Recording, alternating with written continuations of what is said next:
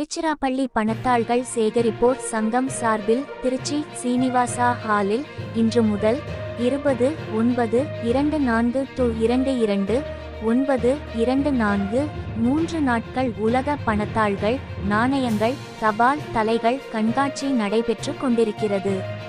திருச்சிராப்பள்ளி பணத்தாள்கள் சேகரிப்போர் சங்க நிறுவன தலைவர் விஜயகுமார் தலைமையில் செயலர் குணசேகரன், பொருளாளர் அப்துல் அஜீஸ், ஒருங்கிணைப்பாளர்கள் பாண்டியன், முகமது சுபேர், சந்திரசேகரன், கமலக்கண்ணன் முன்னிலையில் பத்மஸ்ரீ சுப்புராமன் கண்காட்சியினை திறந்து வைத்தார். கண்காட்சியில் திருச்சிராப்பள்ளி நாணயவியல் கழக தலைவர் சேவியர் சார்லஸ், செயலர் பத்ரி நாராயணன், பொருளாளர் தியாகராஜன், திருச்சிராப்பள்ளி பிளாட்டலிக் கிளப் நிறுவனர் நாசர், தலைவர் லால்குடி விஜயகுமார், பொருளாளர் தாமோதரன், இணை பொருளாளர் மகாராஜன், திருச்சிராப்பள்ளி பிளாட்டலிக் அசோசியேஷன் செயலர் ரகுபதி, காசு இயல் ஆய்வு மையம் இயக்குனர் ஆறுமுகம் சீதாராமன், சென்னை காயின் கிளப் தலைவர் சென்னை மணிகண்டன், புதுச்சேரி இந்தோ பிரெஞ்சு தபால் தலைகள் மற்றும் நாணயவியல் கழக நிறுவனர் ஜெயச்சந்திரன், மதுரை தபால் தலை மற்றும் அஞ்சல் தலை சேகரிப்போர் சங்க தலைவர் சுவாமி அப்பன், செயலர் சண்முகலால், பொருளாளர் மாதவன், வேலூர் கோட்டை நாணயம் மற்றும் அஞ்சல் தலை சேகரிப்பு சங்க தலைவர் தமிழ்வாணன், திருநெல்வேலி பழங்கால பொருட்கள் நாணயங்கள் தபால் தலைகள் ஆய்வு சங்க தலைவர் ராதாகிருஷ்ணன், செயலர்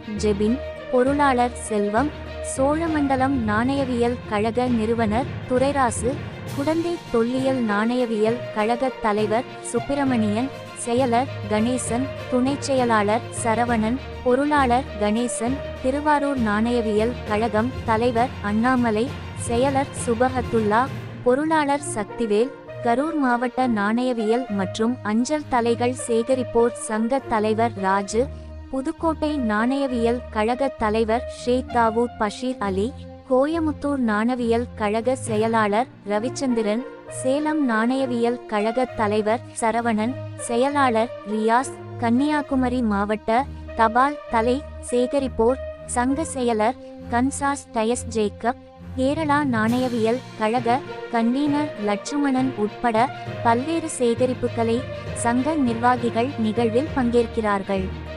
கண்காட்சியில் சங்க கால நாணயங்கள், இந்திய பணத்தாள்கள், 200 நாடுகளின் நாணயங்கள் மற்றும் பணத்தாள்கள், இந்திய நினைவார்த்த நாணயங்கள், கிழக்கிந்திய நிறுவன நாணயங்கள், சுடுமண் பொருட்கள், படனத்தாளில் பாலின்ரோம் எண்கள், பயண சீட்டுகள் மற்றும் பணத்தாள்களில் அலங்கார எண்கள், பாலிமர் பணத்தாள்கள், பாலிமர் பணத்தாள்களில் விலங்குகள், குடியரசு இந்திய நாணயங்கள், தமிழ் எழுத்து நாணயங்கள், தீப்பெட்டி அட்டை, பூட்டு சாவிகள், உலக நாடுகள் நாணயங்கள், புதை உயிரி படிமங்கள், ஆணை ஓடுகள், திருச்சி சிறப்பு அஞ்சல் உரைகள், மகாத்மா காந்தி அஞ்சல் தலைகள், காசுகளால் உருவாக்கப்பட்ட கணபதி, அஞ்சல் அட்டைகள், இந்திய இன்லைன் லெட்டர், புழங்கு பொருட்கள் உள்ளிட்ட தலைப்புகளில் முகமது சுபேர், பாண்டியன், கமலக்கண்ணன், அப்துல் அஜீஸ், குணசேகரன், லட்சுமி நாராயணன், சந்திரசேகரன், மதுரை கைப்பூர் சாகுல் ஹமீத், மதுரை காதர் உசேன், விக்னேஷ், இளம்வழுதி, கீரனூர் பஷு, விஸ்வா, விஷ்ணு, மன்சூர், வைஷ்ணவி, தேனி ராஜேஷ், ராஜ்குமார், அரிஸ்டோ, முத்து மணிகண்ட கார்த்திகேயன், தாமோதரன், பத்ரி நாராயணன், கீர்த்தனா, சித்ரா உள்ளிட்ட சேகரிப்பு கலைஞர்கள் காட்சிப்படுத்தி விளக்குகிறார்கள். கண்காட்சி குறித்து திருச்சிராப்பள்ளி பணத்தாள்கள் சேகரிப்போர் சங்க தலைவர் விஜயகுமார் பேசுகையில், நாணயங்கள் பணத்தாள்கள் என்பது மக்கள் தங்களுக்கு இடையே பொருட்கள், சேவைகள் முதலியவற்றை எளிதாக பரிமாறிக்கொள்ளவும் ஊதியம் பெறவும் கொடுக்கல் வாங்கலுக்கான மதிப்புடைய ஓர் அரசால் உறுதியளிக்கப்பட்ட அடையாள அலகு ஆகும். பொருளியலில் நாணயங்கள் பணத்தின் முதன்மை பயன்பாடுகளாக பரிமாற்றத்திற்கான ஊடகம், கணக்கிற்கான அலகு மற்றும் சேமிப்பு மதிப்பு என வரையறுக்கப்படுகிறது. வரலாற்றுப்படி சந்தை பொருளாதார உருவாக்கத்தின் போது பண்டமதிப்பு பணம் நிறுவப்பட்டாலும் தற்போது புழக்கத்தில் இருக்கும் அனைத்து பண அமைப்புகளும் ஆணைத்தாள் பணத்தை அடிப்படையாக கொண்டுள்ளன. தனக்கான தனிமதிப்பு எதுவும் இல்லாத காசோலை அல்லது கடன் பத்திரம் போன்ற ஆணைத்தாள் பணத்திற்கும் ஒரு பண்டமாக மதிப்பு எதுவும் இல்லை. சட்டபூர்வமான தனது மதிப்பை அரசின் ஆணையாலேயே பெறுகிறது. எனவே இது அரசாணையிடப்பட்ட நாட்டின் எல்லைகளுக்குள்ளே மட்டுமே செல்லுபடியாகும். இத்தகைய அரசாணைகளால் ஆணைத்தாள் பணம் நாட்டின் எல்லைகளுக்குள் தேவையான பொருட்களையும் சேவைகளையும் வாங்கவும் விற்கவும் பரிமாறிக்கொள்ளவும் முடிகிறது. தற்காலத்திலிருந்து கணினி காலம் வரை, பண்டம் மற்றும் முறையில் இருந்து பணமில்லா பரிவர்த்தனை வரை காலங்கள் தொழில்நுட்பத்தால் மாறி வருகின்றன.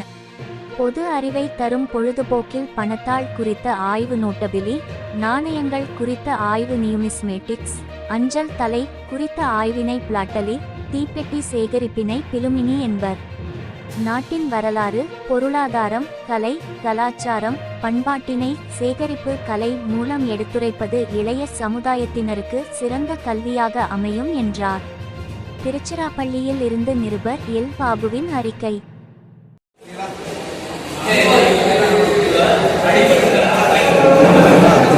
திருச்சிராப்பள்ளி பணத்தாள்கள் சேகரிப்போர் சங்கம் சார்பில் உலக பணத்தாள்கள், நாணயங்கள், தபால் தலைகள் கண்காட்சி 3 நாட்கள் நடைபெறுகிறது. இந்த கண்காட்சியில் ஒரு மனித இன வரலாறு பற்றி எடுத்து சொல்கிறாங்க. அதாவது ஆந்த்ரோபாலஜி என்று சொல்லுவாங்க. ஆந்த்ரோபாலஜின்றது ஒரு மனித இனத்தின் வரலாறு. இந்த ஒரு மனித இனம் ஒரு காட்டில் இருக்கும்போது அவரவர்களுக்கு தேவையான பொருளை வேட்டையாடி அவர்கள் உணவு அந்த இலைத்தலைகளை உடையா வைத்து வாழ்ந்து வந்த சமூகம் குடும்பத்தோடு ஒரு இடத்துல குடியேற ஆரம்பித்தது. அதுவரை எந்த விதமான ஒரு காசோ பணமோ இந்த உலகில் கிடையாது. அதன் பிறகு பண்டமாற்று முறை வந்தது. எந்த ஒரு சமூகம் ஒரு இடத்திற்கு இடம்பெயர்ந்து அங்கு விளைவிக்கக்கூடிய பொருட்களை ஒருத்தருக்கு தேவைப்படும் போது இன்னொரு கொடுத்து வாங்கக்கூடிய பழக்கம் வந்தது. காலப்போக்கில் பல மன்னர்கள் ஒவ்வொரு பகுதிகளை மாகாணங்களாக பிரித்து கொண்டு அந்தந்த மாகாணங்களில் அவர்கள் ஆட்சி புரிந்தார்கள்.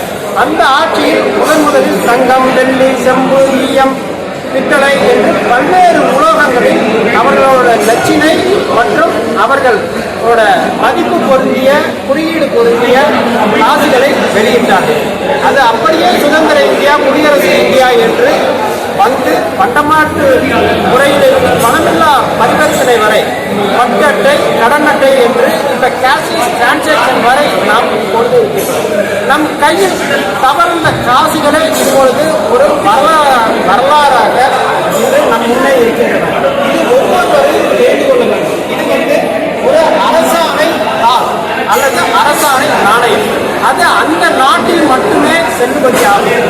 ஏனென்றால் அந்த நாட்டுக்கு எல்லைக்கு உட்பட்ட உலோக துண்டுகளும் காகித பணத்தாள்களும் அந்த நாட்டின் எல்லைக்கு உட்பட்டு அவர்களது குறியீடு, அவர்களோட ஆட்சி மொழி, அவர்களது பிராந்திய மொழியோடு அந்த பணத்தாளானது வெளிவருகிறது, உலா வருகிறது. அது ஒவ்வொருவரும் ஒரு பொருளை வாங்கவும் விற்கவும் அல்லது ஒரு சம்பளமாக பெறவும் இன்று நம் கையில் உலா வந்து கொண்டிருக்கின்றது. இந்த வரலாற்று சிறப்பு மிக்க ஒரு நிகழ்வை தான் இந்த 3 நாள் கண்காட்சியில் பல ஆளுநர் சான்றோர் பெருமக்கள் ஒரு 5 மாநிலங்களிலிருந்து இங்கு வந்து இதை பார்வையிட்டு செல்கிறார்கள். வரலாற்று ஆய்வாளர்கள், கல்லூரி, பள்ளி மாணவர்கள் இதை கண்டுகளித்து வருகிறார்கள். இது நாம் ஒவ்வொருவரும் அணிந்து போகக்கூடிய, அதாவது ஒரு பண மதிப்பு இழப்பு என்பது ஒவ்வொரு காலகட்டத்திலும் ஒரு சில காரணங்களால் அது மதிப்பிழக்க செய்யப்படுகின்றன. அந்த சூழலில் ஒரு புதிய பணத்தாள்கள் உருவாகின்றன. அதுவும் இங்கு வந்து காட்சிப்படுத்தப்பட்டிருக்கின்றன. விலையுடன் வந்த நாணயங்கள், உதாரணமாக இந்தியாவில் ஒரு 50 ரூபாய் பணத்தாளில் நம்மளோட பாராளுமன்றம் இடம்பெற்றிருந்தது. ஆனால் பாராளுமன்றத்தின் மேலே தேசிய கொடி பறப்பது இடம்பெறவில்லை. அது பிறகு சரி செய்யப்பட்டு அந்த பணத்தாளுக்கு பிறகு அந்த பணமும் பலம் வந்த கதையெல்லாம் உண்டு. அது மட்டுமல்ல, இந்த இடத்தை பார்த்து பள்ளி மாணவர்கள்லாம் சொல்றாங்க, பழைய இரும்பது பேச பலம் இந்த திரைப்படத்தில் கூட இதெல்லாம் ஒரு சும்மா ஒரு நகைச்சுவையாக உள்ளது. உண்மைதான், அந்த அளவில் இருந்த காலம் தான் பணமில்லா பரிவர்த்தனையாக இதில் வரக்கூடிய அனைத்து விஷயங்களையுமே மாணவர்கள் பார்த்திருக்கிறார்கள். கண்காட்சியை பத்மஸ்ரீ சுப்புராமன் ஐயா அவர்கள் திறந்து வைத்தார்கள். பொழுது ஒரு விசித்திரமாக இருக்கிறது. வருகின்ற தலைமுறையினர் இதை ஒரு பாடமாக எடுத்துக்கொண்டு எப்படியெல்லாம் வாழ்க்கை மாறும் என்பது இங்கே உறுதிப்படுத்தப்பட்டிருக்கிறது.